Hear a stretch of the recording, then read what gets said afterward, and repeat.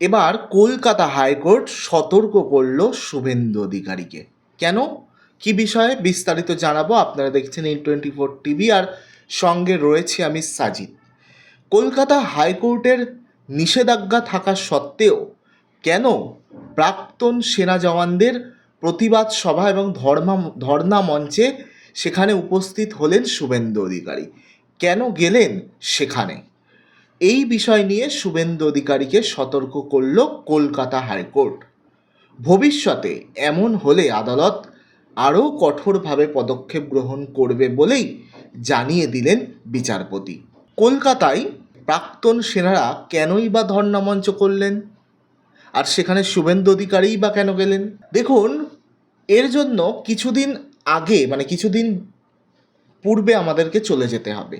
গত খুব সম্ভবত 1 সেপ্টেম্বর একটি ঘটনা ঘটে। কি ঘটনা? কলকাতার মেয়ো রোডে গান্ধী মূর্তির পাদদেশে বেশ কিছুদিন ধরে তৃণমূল কংগ্রেস তারা ধর্ণা মঞ্চ করে সেখানে ধর্ণা দিচ্ছিলেন। উদ্দেশ্য কী ছিল তাদের? রাজ্যের বাইরে বাঙালি হেনস্থা, বাঙালিদের ওপর যে একটা অত্যাচার বা হেনস্থা হচ্ছিল সারা দেশের বিভিন্ন রাজ্যে, বিশেষ করে বিজেপি শাসিত রাজ্যগুলিতে বাঙালিকে বাংলাদেশি দাগিয়ে দেওয়া হচ্ছিল, মারধর করা হচ্ছিল, তারই প্রতিবাদে তৃণমূল কংগ্রেস ধর্ণা মঞ্চ করছিলেন। আর সেই ধর্ণা মঞ্চে গত 1 সেপ্টেম্বর কি দেখা গেল, কি ছবি?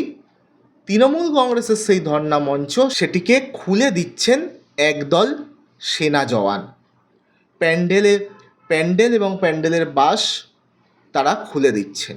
এই খবর যেই মুহূর্তে মমতা বন্দ্যোপাধ্যায়ের কাছে পৌঁছায়, ঠিক সেই মুহূর্তেই আমরা দেখেছিলাম মুখ্যমন্ত্রী মমতা বন্দ্যোপাধ্যায় তিনি ছুটে আসেন ধর্নার সেই সভাস্থলে। তিনি সেখানে এসে দাবিও করেন যে সেনাবাহিনী যারা এই প্যান্ডেল বা এই যে ধর্ণা মঞ্চ খুলে দিচ্ছেন, এনারা বিজেপির অঙ্গুলি হেলনেই কাজ করছে। তার এই মন্তব্যের প্রতিবাদ হয় সেনার পক্ষ থেকে। প্রাক্তন সেনাকর্মীরা এর প্রতিবাদ জানায়, তীব্র ধিক্কার জানায়। তারা বলে সেনাবাহিনীকে রাজনৈতিক রঙে দাগিয়ে দেওয়ার চেষ্টা চলছে এ রাজ্যে। আর সেই কারণেই তারা কলকাতা হাইকোর্টের কাছে আবেদন জানান, দ্বারস্থ হন যে গান্ধী মূর্তির পাদদেশে সেই একই স্থানে তারা ধর্নায় বসতে চান। বেশ কিছু শর্ত আরোপ করে আদালত কি করলেন? আদালত নির্দেশ দিলেন যে আমরা ধর্নার অনুমতি দিতে পারি, তবে আমাদের শর্ত হলো 200 থেকে 250 জন সর্বমোট মিলিয়ে অংশ নিতে পারবেন এই ধর্নায়। বিজেপির কোনো নেতামন্ত্রী ওই ধর্নায় অংশ নিতে পারবেন না। এক কথায় কোনো রাজনৈতিক দলের নেতাকর্মীরা সেই ধর্নায় আসতে পারবেন না বা অংশ নিতে পারবেন না। তবে এই যে গত শুক্রবার রাজ্যের তরফে হাইকোর্টে আদালত অবমাননার আবেদন করা হয়। কার বিরুদ্ধে? রাজ্যের বিরোধী দলনেতা শুভেন্দু অধিকারীর বিরুদ্ধে। কেন?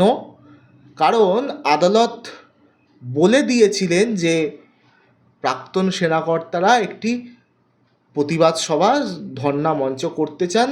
আদালত অনুমতি দিয়েছিলেন শর্ত সাপেক্ষে। আর সেখানে শর্ত কী ছিল? শর্ত ছিল কোনো রাজনৈতিক দলের নেতা, নেত্রী, কর্মী বা সমর্থক তারা সেই মঞ্চে অংশ নিতে পারবেন না, সেই ধর্নায় উপস্থিত হতে পারবেন না।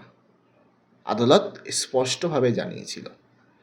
কিন্তু সেই ধর্না মঞ্চে দেখা গেল বিরোধী দলনেতা শুভেন্দু অধিকারী তিনি উপস্থিত হয়েছে। তিনি খুব সম্ভবত বক্তব্য দিয়েছেন। আর এতেই রাজ্যের তরফে আদালতের কাছে আদালত অবমাননার আবেদন জানানো হয় শুভেন্দু অধিকারীর বিরুদ্ধে। সেখানে শুভেন্দু অধিকারী সহ অনেক নেতাই গিয়েছিলেন বলে দাবি করা হয়। তবে পাল্টা আদালতে জানানো হয় শুভেন্দু অধিকারী ধর্ণা মঞ্চের কাছে গিয়েছিলেন ঠিকই, তবে তিনি নাকি মঞ্চেই ওঠেননি।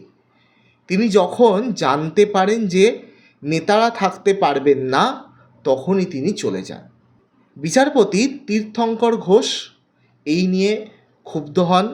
তিনি বলেন, অর্থাৎ যারা আর কি ধর্নার অনুমতি চেয়েছিলেন তাদেরকে উদ্দেশ্য করে বলেন যে আপনারা বলেছিলেন সবাই অবসরপ্রাপ্ত সেনাকর্মী, তাদের কোনো রাজনৈতিক দলের সঙ্গে যোগ নেই বা থাকতেই পারে না। আপনাদের মূল ইস্যু ছিল আর্মি ইস্যু, তা নিয়ে প্রতিবাদ। আপনাদের মূল পয়েন্ট ছিল যে আর্মিরা মিলেই বা সেনাকর্মীরা মিলেই প্রতিবাদ সভাটা হবে। আপনারা আদালতে এসছেন এবং আমরা অনুমতি দিয়েছি, কিন্তু নির্দেশ কেন মানছেন না? বিচারপতি হুঁশিয়ারি দিয়ে বলেন, আদালত কিন্তু এই মুহূর্তে কোনো পদক্ষেপ নিচ্ছে না, কিন্তু আদালত চাইলেই পদক্ষেপ নিতে পারে, তবে এই মুহূর্তে নয়। ভবিষ্যতে যদি আবারও এই একই রকম ভুল হয়, তখন রং না দেখেই আদালত কিন্তু কঠোর পদক্ষেপ নেবে। সে শাসক হোক বা শাসক বিরোধী হোক, যে দলের রঙই লাগুক না কেন, আদালত কিন্তু ব্যবস্থা নিতে বাধ্য থাকবে। স্বাভাবিকভাবে আদালতের এই নির্দেশে অস্বস্তিতে গেরুয়া শিবির। আপনাদের কি মনে হয় আজকের প্রতিবেদনে? যদি কিছু বলার থাকে অবশ্যই বলবেন। তৃণমূলের একটি ধর্ণা মঞ্চ বাংলা ও বাঙালির যে হেনস্থার শিকার ভিন রাজ্যে, তার প্রতিবাদে একটা দীর্ঘ ধর্ণা মঞ্চ তারা চালাচ্ছিলেন, কিন্তু গত 1 সেপ্টেম্বর দেখা যায় সেখানে মঞ্চ খুলে দিতে সেনাবাহিনীর তারা মঞ্চ খুলে দেয়।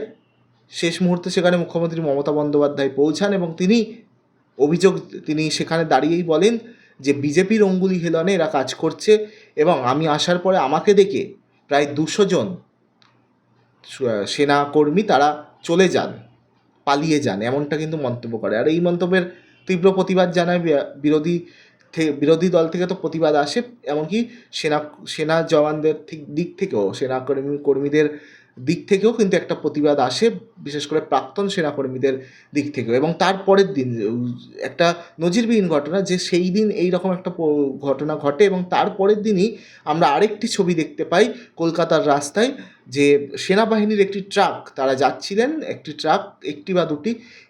ট্রাককে ছেড়ে দেওয়া হলেও আরেকটি ট্রাক যেটি যাচ্ছিল সেই ট্রাকটি কিন্তু আটকায় কলকাতা পুলিশ।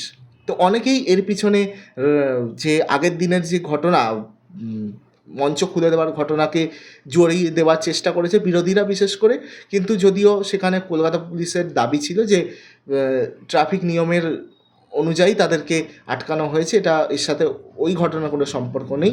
তো এইরকম একটা সেনাবাহিনীকে নিয়ে রাজনীতির রং কিন্তু লাগিয়ে দেওয়ার একটা প্রচেষ্টা, এই যে আমাদের বঙ্গে এতদিন আমরা দেখিনি, গোটা দেশে দেখিনি, বঙ্গেও দেখিনি, কিন্তু এই যে একটা রাজনৈতিক ফায়দা তোলার জন্য কিছু রাজনৈতিক দল, সে শাসক হোক কিংবা বিরোধী, সেনাবাহিনীকে নিয়ে এরকম খেলা, এটা আমার মনে হয় সঠিক নয়। কারণ সেনাবাহিনী আমাদের দেশের সম্পদ, তো তাদেরকে কোনো রকমভাবে রাজনৈতিক রং যাতে না লাগে তাদের গায়ে, সেটা অবশ্যই দেখার বিষয়। ব্যক্তিগতভাবে কোনো সেনাবাহিনী কোনো দলকে সমর্থন জানাতেই পারে, সেটা তার ব্যক্তিগত অধিকার, কিন্তু তাই বলে গোটা সমগ্র সেনাবাহিনীকে একটা রাজনৈতিক দলে দাগিয়ে দেওয়া কিংবা তাদের গায়ে রাজনৈতিক রং লাগিয়ে দেওয়ার কোনো যুক্তি আছে বলে আমাদের মনে হয় না। আপনাদের কি মনে হয়? অবশ্যই আপনাদের মূল্যবান মতামত জানাতে পারেন আমাদের কমেন্ট বক্সে, এবং পরবর্তী প্রতিবেদনের জন্য চোখ রাখুন N24 টিভিতে।